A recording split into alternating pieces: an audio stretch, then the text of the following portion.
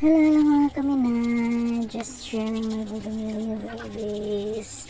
So ayan.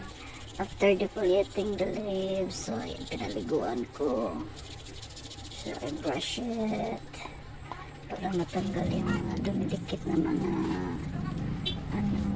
lumot. Yan. So yung mga nag-green na siya, yung umiitim na yung branches niya. So ayan, so pinabrush ko yan ng maigi, pero hindi lahat nakuha yung mga itim-itim. So ayan, after brushing, so ayan, fresh na sila, super fresh na.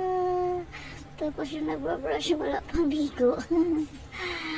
Yeah, pagka ano na yan, kinaumagahan na yan kasi gabi na ako natapos nagpaligo, naglinis ng mga bougainvillea babies ko. Yan, so ayan, feeling fresh na talaga sila. Oh, see? Yan. Oh, so nakaligo na sila. Tapos yung nagpaligo, hindi pa nakaligo. Thank you guys for watching.